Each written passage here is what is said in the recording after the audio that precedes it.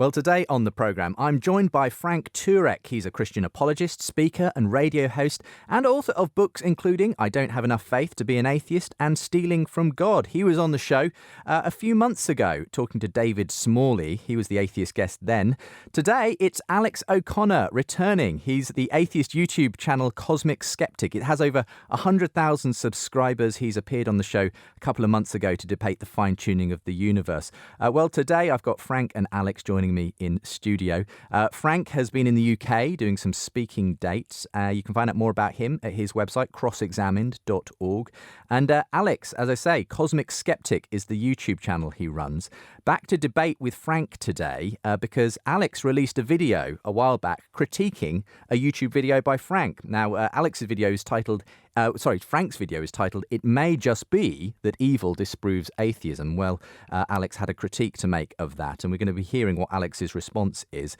And that's really the subject of our discussion today. Does evil prove that God exists? That's the claim, in a sense, that Frank Turek makes in this video. Something we've discussed before, but I think we're going to be doing it from some unique angles today. And I'm really looking forward to today's conversation. So, Alex and Frank, welcome along to the programme. Thank you for having me again. Yeah, wonderful being here in person, Justin. Well, it's lovely to have you in person, Frank. We've had you on the Skype a little while back, earlier in the year, talking about your new book, Stealing from God, and as I say, in debate with David Smalley. And it's lovely to actually have you in person. When I heard you were coming to the UK, I wanted to make sure we could connect. Well, thanks for having me on. And I just had you on my program for your new book. Yes, indeed. Unbelievable. I'm flogging it far and wide. So.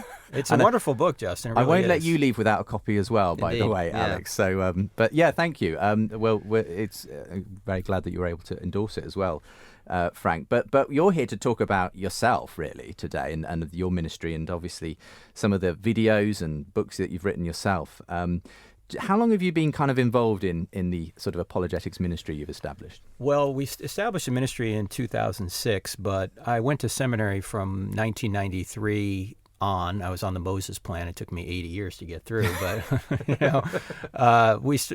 I'd been speaking for quite a while prior to 2006, but we started in 2006 with crossexamined.org, primarily to go to college campuses, because as you know, the college campus is a breeding ground for skepticism and agnosticism and atheism. So we wanted to go there and present evidence as to why Christianity was true from our book, I Don't Have Enough Faith to Be an Atheist. And some of the most popular videos, actually, that go on YouTube that you produce are actually some of your interactions with some of the students on these campuses. Mm-hmm. And I think that's, people like to hear the kind of the to and fro in a way. Right. And you're very good, actually, at thinking on the spot and responding in those situations. Well, actually, you don't have to do much thinking because you hear the same 20 questions over and Sure. over again. Okay. I mean, there are the standard objections, which are good objections. In fact, the evil is a good objection that Alex brought up. So it's good to try and unpack these things in more than 2 minutes, which is why I appreciate this show so much, Justin, because, look, I can do a 2-minute video, Alex can do a 2-minute video, and you're really not going to cover the topic Sure. adequately, Yeah. but when you have a program like this, you can really interact on it.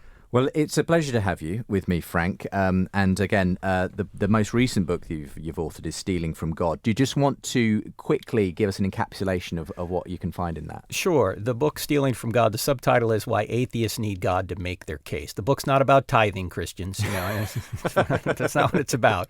But I've noticed, it seems to me, that atheists are stealing aspects of reality that would only exist if God existed in order to say he doesn't exist. And we have an acronym in the book, CRIMES, C-R-I-M-E-S, and each of the letters stands for a different aspect of reality that I think atheists are stealing from God to say he doesn't exist. One of them, the E in there, is evil, and that's what we'll talk about today.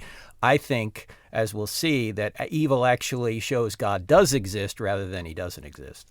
Okay. Well, we'll obviously be digging into that in the course of today's show. Lovely to have you back, Alex. Lovely to be here. And I'm in awe because you're actually, and I don't know how you get away with it really, but you're midway through your exams at the moment, and yet you've made time to come in and record a discussion. Indeed, and these are, of course, A-level exams as well. You're a relatively young person, but wise beyond your years. I think you did a fantastic job last time you came in debating the fine-tuning argument. So I thought this would be fun to have you back in. So first of all, exams going okay? They're going as well as they could be.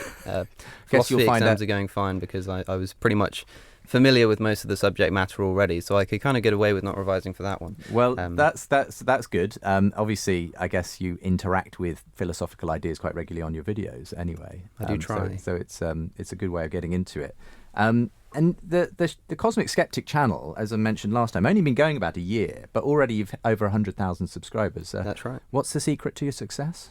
Like I said last time, if I knew, I would do it again. They're all fantastic. Every one of my subscribers, at least the ones that I interact with, are incredible. They're very willing to consider different ideas, and I get messages from people of all faiths saying that they're grateful for a voice that isn't just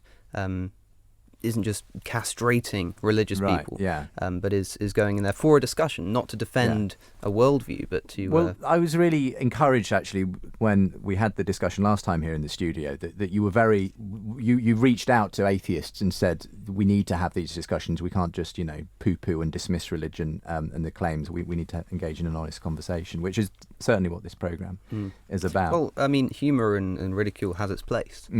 But if you want to make a change, then you have to take things seriously, I think. Well, thank you very much for coming back on the programme today. And part of the reason I asked you, of course, is because you regularly respond to other online videos that are out there. And, of course, one of the ones that you've responded to is one of Frank's videos. And, as I say, that video was titled, "It May Just Be That Evil Disproves Atheism." So we're going to get into that in the course of today's programme and why you disagree with Frank. There's a number of issues that you develop from the video. We won't play the audio of the video this time. Rather, we'll let you explain for yourself. But some of the things that we're going to try and tackle is, at the outset, you say you can't disprove atheism. It's not a belief system. We're going to be talking about objective morality. Why would it be grounded in the Christian God, not something else? You also talk about the evolutionary or social adaptation type of view of how morality came to be. And other issues. We'll see how much time we have in the course of the discussion, and I'm looking forward to a really good conversation. Well, let's maybe start with you, Frank, just to lay out, briefly at least, what the case is that you're making on the video that Alex was responding to. Right, it's a 2-minute video, and I say in the front, you can't cover this whole issue in 2 minutes, but my main point is this, is that if evil exists, then good must exist. And in order for good to exist, God must exist, because by definition, what we mean by good is the nature of God. That's what goodness is. So you can't have evil unless good exists, because evil is a privation or a lack in good. Evil is like rust in a car. If you take all the rust out of the car, you got a better car. If you take all the car out of the rust, you've got nothing. In other words, evil only exists as a parasite in good. And so I think we all agree evil exists. The question is, if evil exists, then how can it exist unless there's a standard of good? And good won't exist unless God exists. So evil doesn't disprove God. Evil may prove there's a devil out there, but evil doesn't disprove God, because there'd be no such thing as evil unless there was good, and there'd be no such thing as good unless God existed. Now, the second question there, of course, is, okay, well, if there is a good God, why would he allow these evil things to occur? That's another question, right? Which we spend a lot of time in the book, Stealing from God. But my main point is that if evil exists, God exists. I know it sounds counterintuitive. It does sound counterintuitive to the average person. They'll say, how do you get from one to the other? But as I understand it, this is if you like, this is the idea of what's often called the moral argument for God. That you, if we all agree that real right and wrong exist, real good and evil exist, then there has to be some kind of a moral lawgiver or some kind of reference frame that beyond just the material universe that a naturalist perhaps believes. In fact, C.S. Lewis famously said that as an atheist, my argument against God was that the universe seems so cruel and unjust. But how would I got this idea of justice and injustice? A man does not call a line crooked unless he has some idea of a straight line. What was I comparing this universe with when I called it unjust? You see, injustice can't exist unless justice exists, and justice can't exist unless God exists, because, again, by definition, that's what we mean by justice. And so it's your view that if an atheist wants to claim that justice and injustice exist, well, they can't really, because that's just, on their framework, an illusion, a kind of just a sort of something that we've come up with as a sort of helpful way of thinking about things, but not something that actually exists objectively. Right, typically, and I think that's what Alex said in his video, that it's an illusion, that this idea that we have these objective moral values is illusory.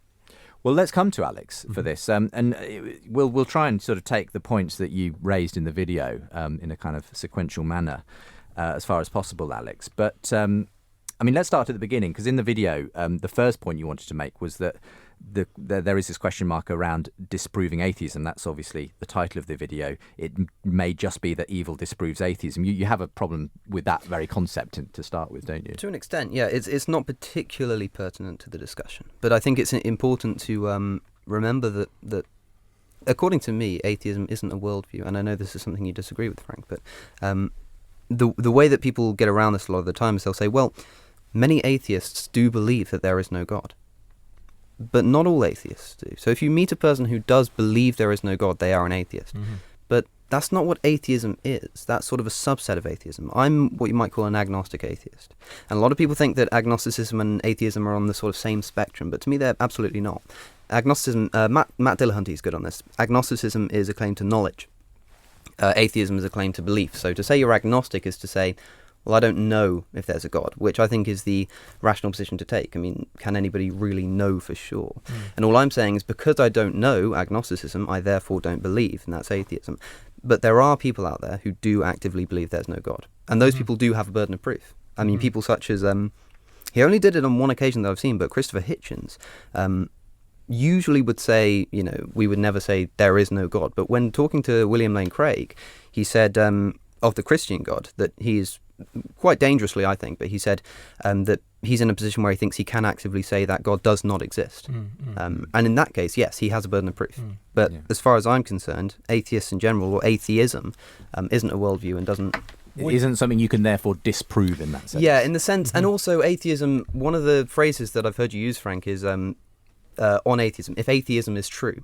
But to me, atheism isn't something that can necessarily be true or false any more than, say, veganism. You know, is veganism true?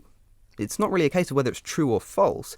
It's a case of the tenets on which you are grounding this veganism is perhaps maybe you think it's wrong to eat animals. That can be true or false. But not objectively, I'd say. But that can be true or false. But then to say, is veganism itself true or false? That doesn't make any sense. It's not whether it's true or false. It's are you a vegan or are you not? Okay. Frank? Yeah, well, I would say that are you saying that atheism is just a lack of belief in God? Because it is for me, as far as I'm concerned. Okay, but then that would be just a statement about your psychological state. Yes. It wouldn't be a statement about the real world.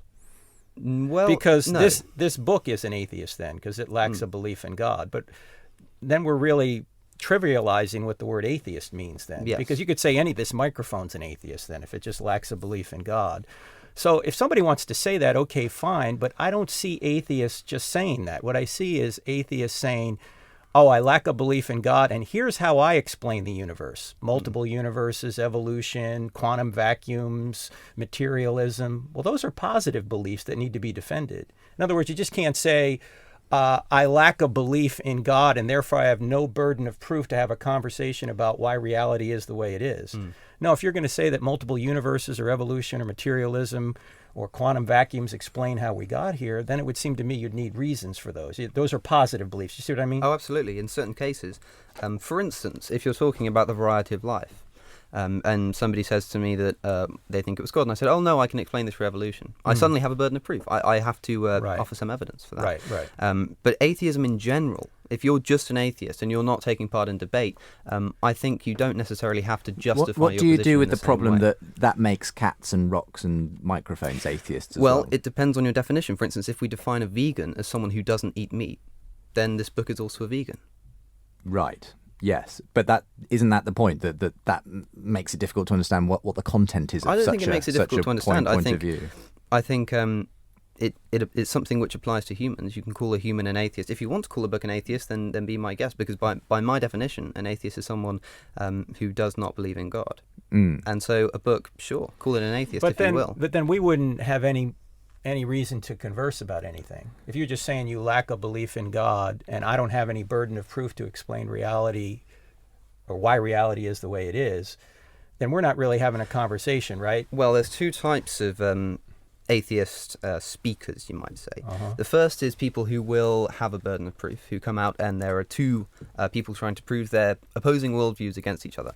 In the other case, there's somebody like me who, in the face of certain aspects of Christianity, I've found to be not particularly compelling or particularly. I'm trying not to use moral terms here, to be very careful. But and so what I will do, my mission isn't. He's very smart. My mission is not to come out and convert everyone to atheism. It's rather to say, well, here's a belief system that I don't agree with, and here's why.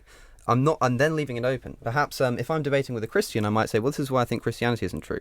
Now go and do your own thing. Maybe you want to be a Muslim. Maybe you want to be an atheist like me. All right, let me ask you this, though. Let's just say that you say you think Christianity is false because of X, whatever that is, right? Sure. Aren't you implying that non-X then is true? Not necessarily. Again, it's a very subtle distinction between believing there is no God and not believing there is a God. It sounds like the same thing. It sounds like we're being pedantic, but really, in all honesty, it is a semantic thing. It doesn't particularly matter because, for instance, what we're discussing today, the idea of evil proving or disproving God. I don't think it particularly matters how you're defining atheism or Christianity, because what we're trying to talk about is a particular concept. And so for this discussion, I might just be a skeptic, not necessarily an atheist, but I might just be somebody who you are trying to present a worldview to, and I'm just saying, well, let me criticize that and see if I can get some kind of response. When I've had this conversation on Twitter and on this show with people, sometimes what's emerged is that they will say, they'll go with the atheism is just a lack of belief in God view. But then when you press them a bit, they will come out with other things that they do have positive beliefs about, so that there is no such thing as objective moral right or wrong. Right. The universe has no purpose. All that exists is matter and motion, ultimately, and those kinds of things. So do you subscribe, in that sense, to something like, for instance, materialism, naturalism, and so on? Well, for me, it's a case-by-case basis. Okay. So I wouldn't call myself a naturalist. I wouldn't call myself a materialist, because all of a sudden you're giving yourself a burden of proof. What I would say is, if you pressed me to put some money, I'm not a gambling man, but if I had to put some money on either say Christianity or naturalism, a better explanation for the universe, I'd put my money on naturalism. Okay. And so when I have discussions like this, I will argue in that mindset. Yeah. But I'm not going to say... But you're still agnostic, effectively, as to what exactly... If you're talking about a claim to knowledge, absolutely. I would never be so arrogant as to say that I know that there is no God, or I would never say that I know that there is someone up there, and I know who he is, I know his gender, I know his nature, and I know what his plan is and what he wants for me. Yeah. Well, I think we're dealing in the burden. We're dealing more with probability than we are with absolute certainty. And you remember Richard Dawkins famously said this on a scale of 1 to 7, where 1 is I'm sure God exists, to 7 I'm sure there isn't a God. He said I'm a 6.5. To his credit, he says, look, I can't say with absolute certainty there is no God, okay? Yes. So we're all dealing in the realm of probability. So where would you be on that scale, I'm in the same place as Dawkins. I'm a number 6. He calls it a de facto atheist, which I think is the perfect term. For all intents and purposes. You assume there is no God for all intents and purposes. For all intents and purposes. What I would say is, rather than I assume there is no God, rather I think that everything seems to work without the assumption that a God is there. But wouldn't an agnostic be about a 3.5? Agnosticism, again, is a claim to knowledge rather than to belief.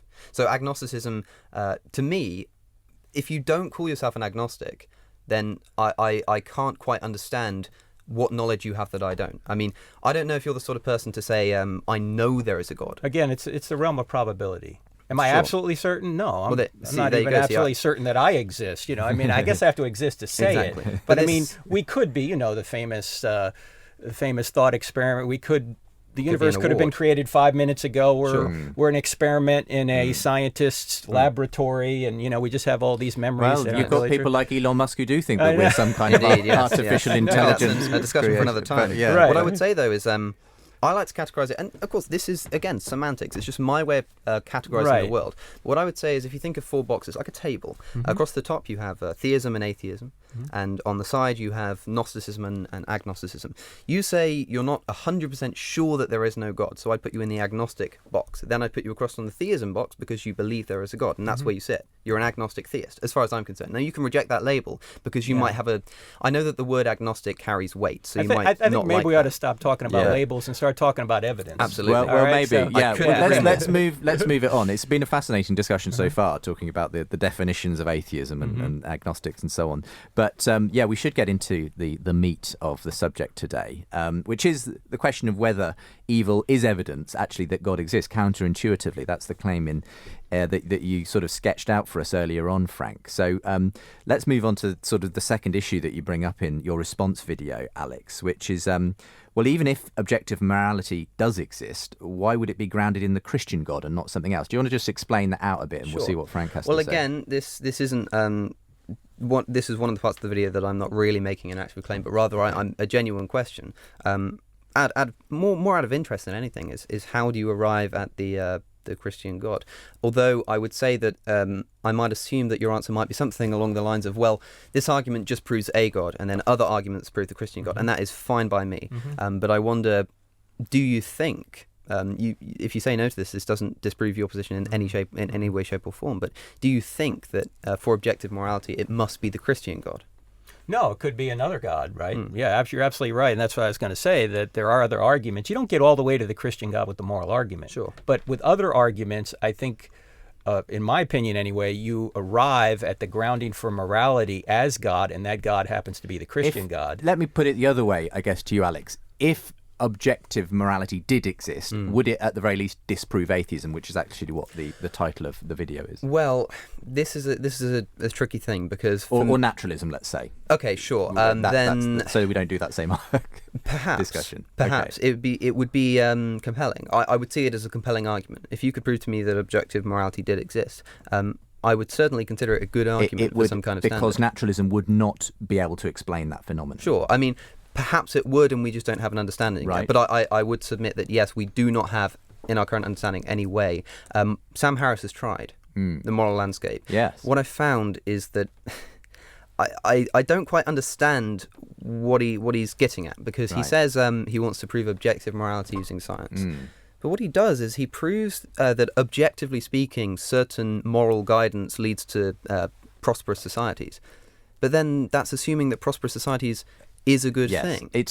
He makes the ought-is fallacy, in my opinion. He assumes that what science describes, is something we ought to be heading for. And of course, that begs the whole question of his project. Sure, I think he's a brilliant thinker, but on this issue, I cannot bring myself to agree with him. Yeah, well, fair enough. I mean, I think we more or less covered that issue, because obviously you're not saying this is a wholesale argument for the Christian God, just part of a cumulative argument. Right, exactly. And that point in the video is more for people who were watching, perhaps, who were thinking along those lines. Sure. Well, look, that's a good point at which for us to take a quick break. And I think it's time to grab the bull by the horns, Frank, and just, again, reiterate why you believe, first of all, that morality does have this objective nature to it, so that there is a real realm of moral right and wrong, good and evil, because fundamentally you're saying if evil does exist, as much as that may be a problem for why a loving God would allow evil, nonetheless it's a signpost that something beyond the material world has to exist to allow this realm of good and evil to exist. In fact, I think Alex recognizes that signpost, because on his website he rails, I think rightfully, against some of the abuses of the Roman Catholic Church, where he talks about how priests have sexually abused children, and obviously that's a great wrong. But my question is, Alex, if you really think that is a great wrong, why would you deny objective morality? I mean, is that really wrong, or is it just a matter of personal opinion? Well, I think that we agree in one sense that evil doesn't necessarily disprove God. I'm with you on that. What I would say is to answer your question, objectively, no. It is a subjective thing. Morality, to me, is entirely subjective. Why do you say that? Well, because, firstly, a thing to note is that objective morality... Well, let's talk about what objective actually means, I suppose. Objectivity, to me, if you want my definition, would be to say that it is true regardless of human intervention, regardless of human consciousness. For instance, the Earth orbits the Sun. That would be true if all humans disappeared. Right. Every single one of them. It would still be an objective fact. But to say that murder is wrong, if every human disappeared, that couldn't still be wrong, surely. That would be a nonsense concept without some kind of human psychology. The only way that you could argue that perhaps it would still be wrong is if there was some kind of transcendent being. But then you need to have that being in order to prove the existence of the objective morality that you're then using to prove the God. So But what we're doing is we're reasoning from effect to cause, that we have this effect known as this moral law that is pressing on us. And as you admitted in the video, and look, videos, 2-minute videos, 10-minute videos, you can't expound on all the nuances. So if this is wrong, correct me. But you seem to say that we, in fact, I think you quoted, the quote was, let me just quote you accurately on this, because in the video you said this. You said moral truths are so deeply ingrained in us that they feel like they are objective. Yes. Right? Okay. So my question is, why would you doubt they're objective if they're so deeply ingrained in us? Well, because this is where I think Sam Harris is right, in the sense that if you have certain assumptions, so let's say that we could assume that human well-being was a good thing.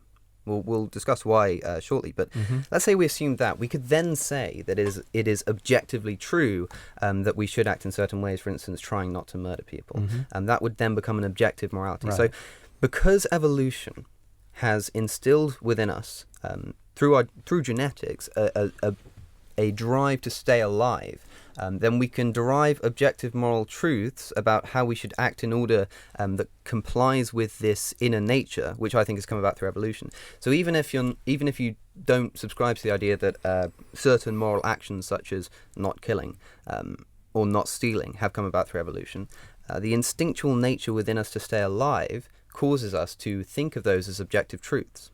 But it's a technicality. So for all intents and purposes, you could say they're objective truths. If you grab 100 people off the street and ask them, is rape wrong? 100 of them will say yes. But that doesn't mean it's objective. I mean, for instance, I put it to you, would you say that chocolate is tasty?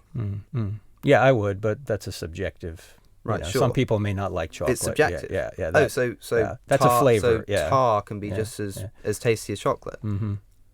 But that's no problem, right? That's no problem whatsoever. So when you say something along the lines of, so morality is subjective. So what Hitler did being wrong was just an opinion. Well, yes, but in the same sense that chocolate tasting as good as tar is an opinion. See, I think when it we doesn't make a difference. Well, no, I think it does, because it's much more obvious that, say, sexually abusing children is wrong than atheism's true.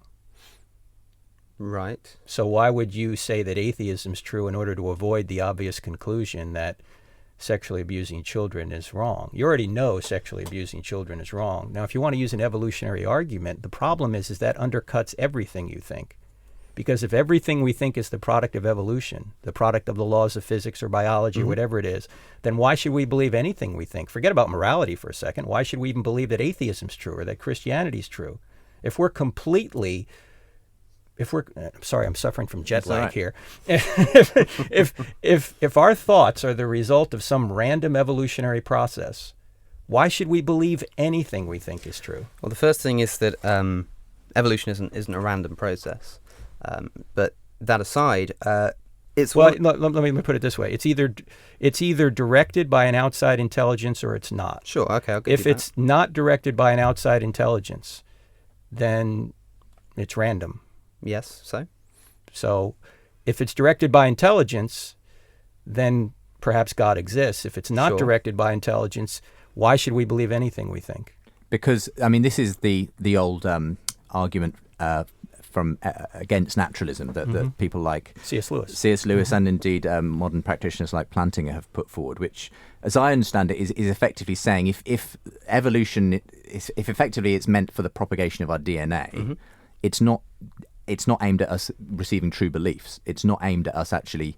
It's not aimed at reasoning. No, and ultimately you could even go as far as to say that the actual processes of matter in motion, atoms banging into each other, electrochemical processes, those are non-rational. Why would we assume that they produce rational thinking? Because ultimately, I mean, and your argument here, I guess, Frank, is it undercuts the whole project. It's this idea. Of it's almost sort of existential. You know, why should we believe anything if there's no guidance? To me, It's like asking the question, like you said earlier, about, how do we know that we even exist, or that the universe wasn't created last Thursday? For me, it's somewhat based on consensus. It doesn't prove it's true, but reason is one of those things that we need to assume in order to get anywhere. In the same sense, we need to assume that we exist in order to have a philosophical discussion. No, that's a very wise point. I agree with you. The question is, how do we explain reason on a naturalistic worldview? Well, reason and consciousness can be explained as coming about through evolution. The way in which we sense the world. But let's stop there for just a second, though, Alex. If that's the case, why should we trust it? Oh, well, we don't necessarily have to. Again, it's a subjective thing. But every single person... But that would mean reason's subjective. Yes, well, it is. Well, if reason is subjective, then... If reason's not subjective, then how do you and I come to different conclusions, both using reason? Because we have free will. If reason's subjective, we couldn't even communicate. If there weren't these objective, unchanging laws of logic... well, yes, there are objective rules and tenets of reason, but reason itself is subjective in the same way that morality, you can say, under certain assumptions, there are objective truths about morality. If you have a certain assumption about reason, then yes, there are objective tenets. Well, that's what I mean. These immaterial laws of logic that aren't made of molecules, how do we explain those on a naturalistic worldview? How do you mean? How do we explain? Why are there laws of logic? Why are there laws of mathematics? They're a product of consciousness. And laws of mathematics are not a thing in themselves, but rather a way to explain the universe. So the laws of mathematics would not exist without human beings, so they are subjective. But the things that they describe would. Oh, no, hold on. So when you talk about logic, when you talk about reason, these things aren't ends, they're means. They're means to understanding certain things. So we use reason to understand that the Earth goes around the sun. We use the laws of maths to understand how that happens. But you just said the laws of mathematics are human conceptions, basically. Yes, it's a language. All right. Well, let me ask you this. Let's say there were no human beings on the Earth and there were just two rocks on the Earth. Was it true there were just two rocks on the Earth? Well, it depends what you mean by two. I mean, sure. Like if in the everyday sense of the word, this is where things get confusing. Because, for instance, I suppose what you're asking is something similar to the question of, does 2 + 2 still equal 4 if there are no humans? Mm-hmm. And to me, the case is you have to think about what you're describing when you say 2 + 2. So, for instance, if you're saying if there were 2 rocks and you added 2 more rocks, would there be 4 rocks? Absolutely. Mm-hmm. But to say that 2 + 2 equals 4 is like is a good way to bring in the idea that mathematics is a language, because in the same way that I can say... But it's not an arbitrary language. Well, it is. In fact, language itself is based on mathematics, and that's not arbitrary. I'd say it's absolutely arbitrary. Math is arbitrary? No, math isn't, but the language we use to describe it is. It evolves and changes. Well, yes, but they're referencing objective facts. If we want to call this one book... Mm-hmm. There is only one book here. Yes. Okay, that's an objective fact. If we wanted to call it eins, like in Deutsch, that this is one book, okay, that's a different word, but it's representing the same objective fact.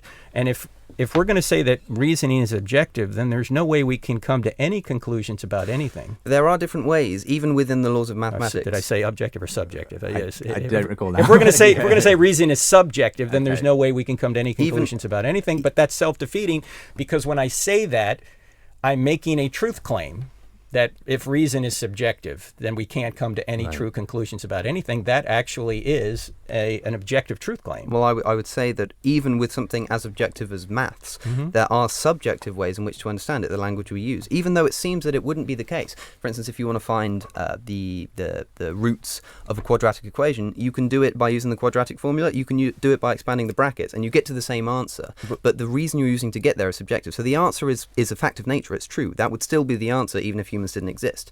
But the language we use to get there, and the reason that we use to get there, wouldn't. Yeah, but the reason is objective, but there's different levels here. You have ontology, which is the study of being. Sure. Okay. You have epistemology, that's how we know the study of being. Then you might have semantics, which is how you describe the epistemology to get to the ontology. Sure. This can be arbitrary, but it's still tethered to objective facts. It's ultimately tethered to an objective ontology. So what are the tenets of objective reason to you? Well, start with the basic laws of logic, that they're... For instance... the law of the excluded middle, things like that. Law of non-contradiction, law of excluded middle, law of inference, law of identity. Those are the essentials of the laws of logic. And you start with those, and then you use your sense perceptions to draw conclusions about the real world using those tools, those objective laws of logic. They're tools, and this is the thing that I see when we're talking about whether reason exists. Reason is a method, and so it helps us in epistemology, but if they weren't tethered ontologically, if they weren't tethered to reality, there'd be no way we could know anything about reality. You're making the claim that this realm exists that we call the laws of logic and so on, and that it really is something that we discover in that sense. Yes. It's an element of the reality we live in. We don't determine them; we discover them. Exactly. Yeah. Whereas you're making the case, obviously, Alex, that reason is not something we discover. Produce. It's something we invent because it helps us. But you see, that's an objective truth claim right there. That's why it's self-defeating. Alex is saying it's objectively true that reason is subjective. And the same applies to the moral argument as well, which is you're saying there's this realm of real right and wrong, good and evil, and you're saying, no, these are just concepts we invent. We don't discover them, but we invent them. And I know many people whose journey to belief in God has been based on the fact that they came to the view that there really is a realm of right and wrong that I discover. I no longer believe that it's all subjective. And obviously others who take your view as well, Alex. I mean, fundamentally, is that where we just come to an impasse where you say, Frank, there is real realms of, these objective laws of logic, and there's real realm of good and evil, and you just say, no, in my opinion, it can all be explained as a subjective. Because ultimately, I believe in objective moral good and evil, because for me, I see that as I see racism is wrong is the same as 1 + 1 = 2. But you say no, that racism doesn't exist when humans don't exist. I agree with you that I see it as the same. To me, they are both as instinctual. But that 1 + 1 = 2 is, again, it's a mathematical language. But if you're talking in the literal sense that one thing and another thing equals two things, then yes, that is objectively true. But to say that racism is wrong, although it feels just as instinctively true, it doesn't have the same objective grounding in reality. Say you were living a few hundred years ago in the American South, and maybe racism is kind of just part of the culture. That's the accepted way of things, at least within the white population, let's say. Because that's the generally accepted de facto, way of people thinking about it, would that mean racism is okay in that culture? Because that's... Well, it's a difficult question. I would say no. If you dropped me in that culture, I would say no. But if you had grown up in that culture, you'd probably say yes, because it's subjective. You might find people who would argue that it is, and it is a subjective opinion. But I think now, because we have, it's not just a case that we've developed our understanding of morality. We've made it better. We now have a... Aren't you you're dropping in a moral claim there. There? You've said it is better, which suggests it's travelling towards something, when I say better, an objective standard. I do admit I'm making the assumption that we are striving for human prosperity, which is an absolute assumption. That isn't objectively good, but it's instilled with us within evolution. I can't explain why this thing is good, but it just... When I say good, I don't mean... It's still just your preference. When I say good, you happen to good and evil, the words we use for me are just emotional translations of the words beneficial and detrimental. I like what Louise Antony said in her debate with William Lane Craig.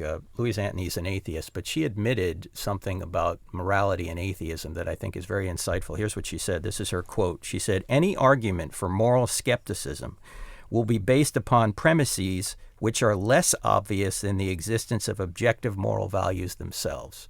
In other words, here she is as an atheist saying, I have this sense of moral obligation that is so strong that any argument you give me for atheism or moral subjectivism will be based on the weaker premises than just the sense that I have that objective moral values and obligations exist. So that was my question originally to you, Alex, is why would you deny the strongest belief that you have intuitively and adopt a weaker belief in atheism or agnosticism? Well, I don't deny it, because I don't deny, like I say, as long as I do have certain assumptions, and I admit that there are assumptions, I can say that I have an objective sense that these things are wrong on the assumption that I'm aiming for human prosperity.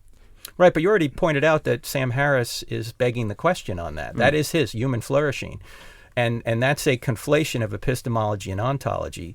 And as you pointed out, rightfully so, and 18 years old, he's already figured this out, which I didn't know this is 18, that Sam Harris is confusing epistemology and ontology. He's assuming what he's trying to prove. But the problem with Sam Harris's argument is he's going in there trying to show that certain things are right or wrong based on science. What I'm trying to do is say why people experience things as right or wrong based on science, which can be done. So I can say the reason that I feel that this is right and wrong is because of this. What I can't say is that this is right or wrong because of this. I mean, does this mean, is it a problem for you then, telling people what they ought to do? Because there's a sense in which, you know, if you see a society being racist or treating women unequally or whatever it might be. Or Catholic priests abusing children like you do on your website, you say that's wrong? For me, the problem has always been, for the atheist who denies objective morality, is what right do you have to tell someone else?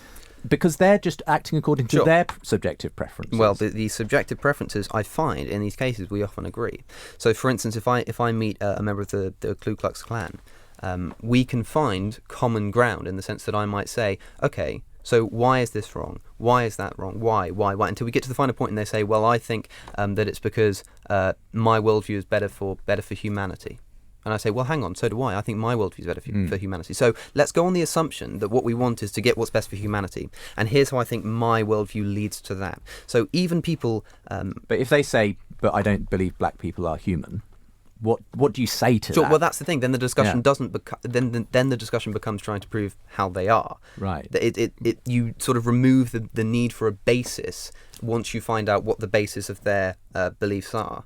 Once you find that common ground. For instance, me and you agree, you and I agree that, for instance, I assume that we would agree that human flourishing is a good thing. Oh, sure. But you would say that that's because you have that in you because of God. I say that I have that in me because of evolution. It's not just because it's in me, but because there's an objective standard of goodness outside of ourselves. Absolutely and fine. so when you say that we can agree that we want to have a better society, as Justin pointed out earlier, you're implying a best. Because in order to say something's better or worse, you have to imply a best. Well, what is that best? What is the ontological grounding of that best? Not necessarily. You don't have to have. This reminds me of one of Thomas Aquinas' famous 5 ways, the degrees of perfection. There doesn't need to be an absolute perfection to have an idea of something which is more perfect than something else. And to your reference of C.S. Lewis... I think there would have to be a standard of perfection, or a standard that you're aiming for, to say you're getting closer to that standard or further away, better or worse. It's like your reference to C.S. Lewis.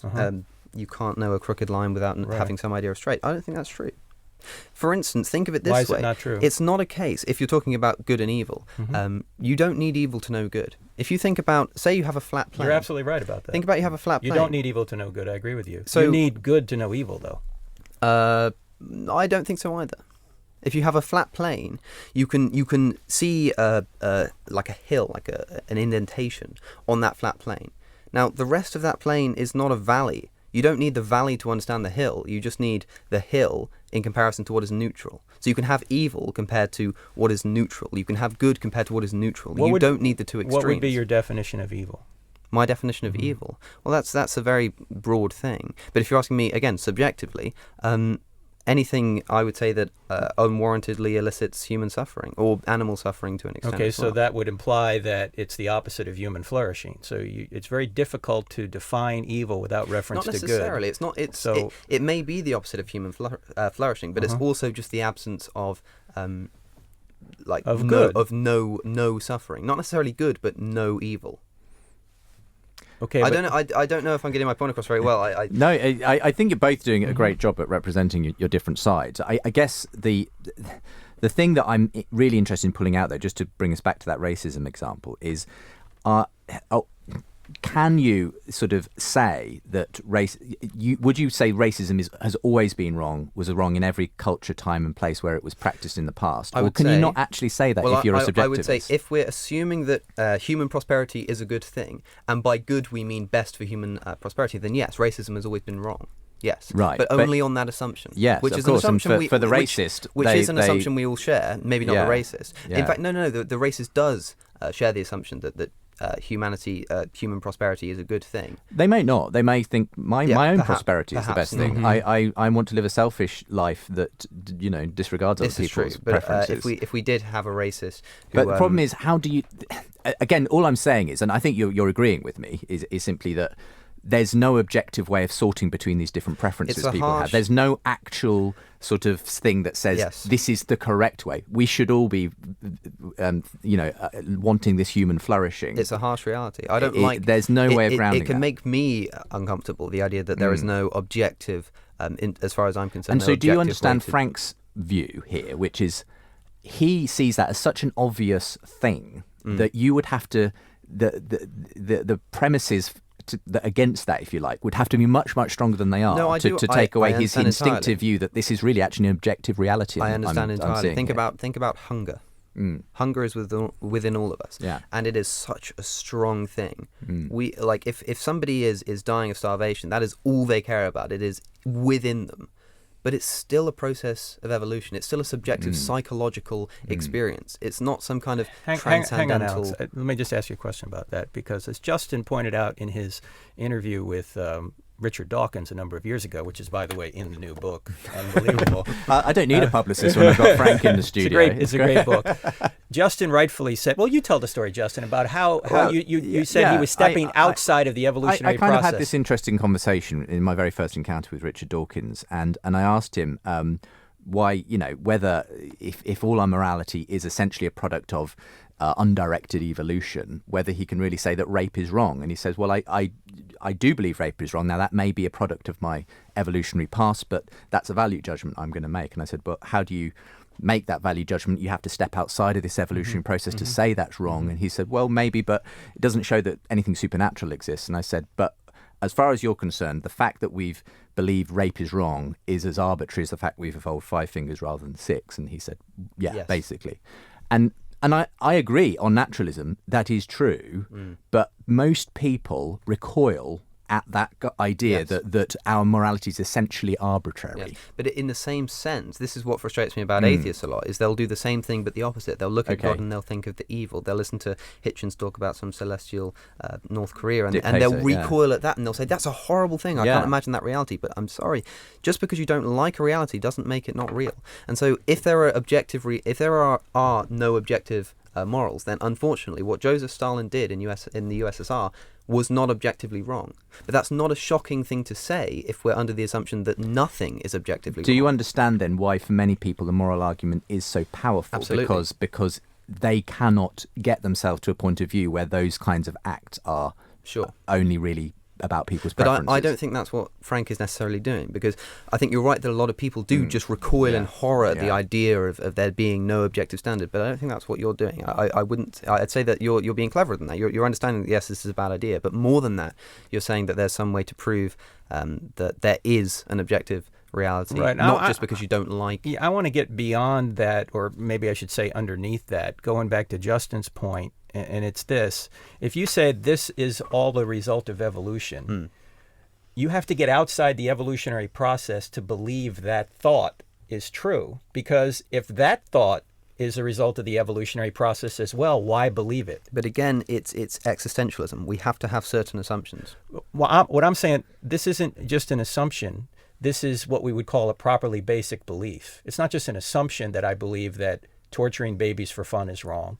I think that's really true. It's not my assumption. Well, I would say that, for instance, my belief that torturing babies is wrong is also a belief, but that's a belief based on the assumption that human flourishing is a good thing. We're going to go to a break, guys, and we'll come back to this. Fascinating stuff today. And I hope it doesn't sound too much like it's 2 against 1 in this one, Alex. Not at all. But it's one where I've always found the moral argument a fascinating one, because it does... Likewise. Whereas I guess cosmological arguments, they're about what's out there. I think this is very much about what's in here, in our personal response to evil and good and so on. But anyway, great stuff. Does evil show that God exists is the debate today. Frank Turek and Alex O'Connor joining me in studio. Come back again in a few moments' time and we'll conclude today's discussion. I mean, let's maybe just in the final minutes we have here, gentlemen, talk about one other issue you raised in your original video, Alex. Morality often is blurred, you say. You raise examples of abortion and sexuality. These tend to be, though, questions involving humans and whether things bring harm or good along to them. And there, for you, that showed you that ultimately the morality is human-centric. It's subjective in that sense. This is my burden of proof. Yeah. This is what I'm saying by it is simply that my argument in general is to say that, again, I'm not explaining necessarily why things are right or wrong, but why we experience them as such. And certain places where we find moral ambiguity is such as issues like abortion, like you say. The problem with, if you ask me, we're not deciding here, is it okay to kill a human life or not? The abortion debate is surrounded around, is that a human life or not? If it is, then it's wrong to kill it. And to me, that's based upon the assumption of human flourishing, which again I think is instilled by evolution. So it seems to me that this assumption of human flourishing that can be perfectly well explained through the evolutionary process seems to be a very compelling grounding for the experience of morality, especially when you consider things such as these moral ambiguities where they are based upon whether or not we're harming life or not. Same thing with animals. Yeah, again, I'd like to just reiterate that if the evolutionary process gives us our moral ideas, it also gives us all of our ideas, so why should we believe any of them? But secondly, not every issue needs to be crystal clear on morality for God to exist. You know, scientists disagree over aspects of the objective world, but that doesn't mean there isn't an objective world. That's a difference between, again, epistemology and ontology. We all agree there's an objective world. We may not agree on certain aspects of that objective world in science. This is the very kind of conversation. I had a bit of a Twitter spat last week with an atheist. We were talking about objective morality, and one of the things he said was the fact that people disagree about morality means that it is subjective. Yeah, see, I don't buy into that. So you don't buy into that? No, not at all. Because that's often the assumption. If we disagree about something, it must be subjective. It's silly. It can be confused. I'm not trying to say that because we disagree on things, because people disagree on things like sexuality and abortion, therefore morality must be subjective. What I'm saying is that if you are trying to propose the view that morality can be explained through evolution, this is bolstered by the fact that the certain things that we do have moral ambiguities on seem to align with that. We don't discuss whether or not murder is right or wrong, and to me the reason for that is because of the fact that it involves human flourishing, human survival. If the question is, will this act cause humans to suffer? Will this act cause a human to die in the instance of abortion? That's why that moral ambiguity exists. And so to me, the point is basically that this is evidence of an evolutionary basis for morality. Well, no, I would say, as you mentioned earlier, on abortion, if it is a human being, you don't kill it. That's not mysterious at all. The only question is it a human being? And I think scientifically we can show it is a human being. People just don't like that. I think many a times the reason people disagree on morality is not because they don't know the right thing to do. They just don't want to do it. In fact, there are some on the other side of the pond in my country who are saying now, yeah, we know it's a human being, but that's okay. We get to kill it anyway. There are even those who have proposed infanticide. You know, Peter Singer has made the case that because a newborn baby doesn't have any of the faculties that we develop as we go on in terms of our mental abilities and so on, they shouldn't be counted necessarily as having the same kind of rights for personhood that, you know, a 3-year-old would have to say. Now, that's obviously, again, he's just shifted the issue into like not whether we're human or not, but whether we have this quote unquote personhood issue. Yeah, this is. I mean, it's incredibly is perhaps murky, one isn't it? of the issues perhaps with proposing objective morality, because what we're saying with something like this, there's always going to be exceptions to the rule. For instance, when we talk about hunger earlier being a natural instinctive thing within us, there are people who are anorexic, there are people who are obese. There are exceptions, but that doesn't mean that evolution can't explain how we experience morality. It doesn't necessarily mean that the things are right or wrong. This is the thing I think we're disagreeing on. I'm not saying because of evolution killing a human is wrong. I'm saying that because of evolution, the reason that we don't want to kill humans can be explained. But do you see, or maybe I'm not explaining myself clearly, Alex, do you see that if evolution has given you your moral beliefs, it's given you all of your beliefs, including the idea that evolution has given your moral beliefs? So why should you believe it? It's either random on evolution or it's designed.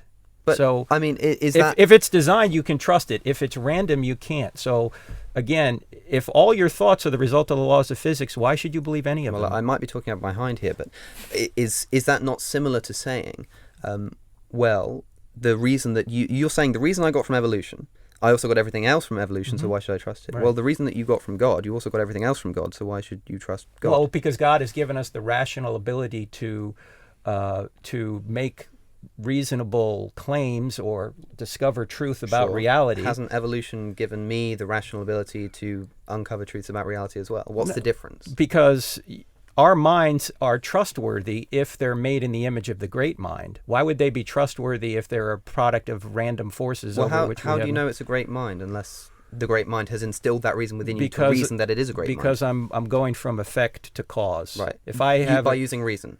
yes, the by reason using that- reason. God gave you. So you're using the reason that God gave you to prove the reason That of God. God is the ontological foundation of the laws of logic, which allows us then to discover truths about reality. What I'm saying is that you seem to be doing the same thing as I am. You're saying God is giving you this reason to reason that God is the most reasonable being. God has given us the tools of reason, which are objective, they're immaterial, and He's given us the free will to either follow Him or reject Him based upon what we learn about reality and whether or not we want to follow I Him mean, or as reject I Him. understand Frank's argument, it's one of those, what's the best explanation? We both acknowledge we are completely dependent on these laws of logic, this rational capacity we all have.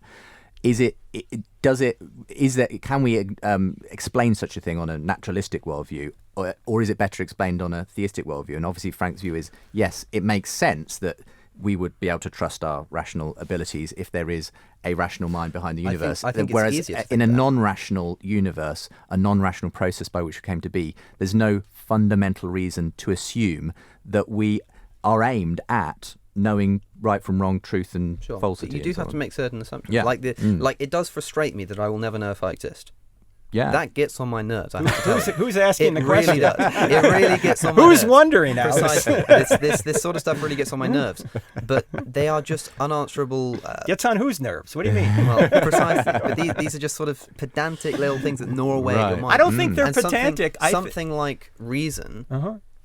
I submit that, okay, you could make the argument that if reason comes from evolution, how can we use that to then reason about evolution? Sure, but I'm saying, is that not the same thing with God? No, because God is a rational creature, or not creature. He's the ground of rationality. Says who? Gives rational, because we're reasoning from our rationality Right, but back using to the cause. reason that came from where?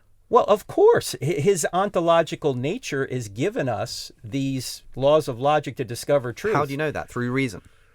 Right. You can't defend reason by reason because that would be circular. Precisely. Right. But But- what we're saying is once we have reason, what better grounds it? Naturalism, which couldn't explain the laws of logic to begin with, or a mind whose very essence grounds these laws. What you've just said is you said, okay, so we assume that reason exists. What's the best grounding? When I give you a grounding, you then say, but how do you know that reason even exists? How can you say that reason exists if it's just a process Because of this? So I could put the same thing to you. I could say, if reason does exist, what's the best grounding? And you say God. And then I could say the same thing and say, well, if you're getting that reason from God, how can you use that reason to then prove God? Because that's how you prove anything. Right, that's Okay, how you prove evolution. Again, no, because in evolution, everything is predetermined. There is no free will. We're It's just the same not we're said just the with result of the laws of physics. No, not everything's. God is omniscient. He knows the future. He how knows can there be free will? because knowing the future doesn't mean he's causing it to occur. Well, is he not causing it to occur? He's is the he not primary the cause behind cause. Everything? Now we're getting to predestination evolution. I don't know if we're Yeah, that's a predestined whole to get other into show. this point. That's another show we'll have to come Yeah, back. no. I'm not a 5-point Calvinist. If that's what you're But saying. let's Not at all. let's Yeah. leave it there for All the right. moment. We've before we open up too many more big topics. I think we'll have to agree to disagree. As we On often certain do assumptions. on this show, look, guys, I've really enjoyed the conversation. Oh, it's today. great. Likewise. Thank you so Yes. much, and you are a gracious combatant, Alex. Thank you for coming in again to do that, Frank. Thank Great stuff from you as well. If people want to find out more about you, crossexamine.org for Frank, and of course the book Stealing from God. Alex O'Connor, he can be found as Cosmic Skeptic with a K on the YouTube channel he runs. And hey, I think this will turn into a video as well at some point as well, won't it? Perhaps, yes. Brilliant. I'd like to think so. Great. Well, thank you both for being with me Thank you. on the Thanks, show Alex. today. Really great Thanks, to have you Alex. on. Thank you, Frank. Look forward to maybe getting you guys together again at some point in the future. But for the moment, if you want to get in touch, we'll be giving you the ways to do that again in a moment's time here on the show that brings Christians and non-Christians together. And we'll be hearing some of your feedback to recent programmes.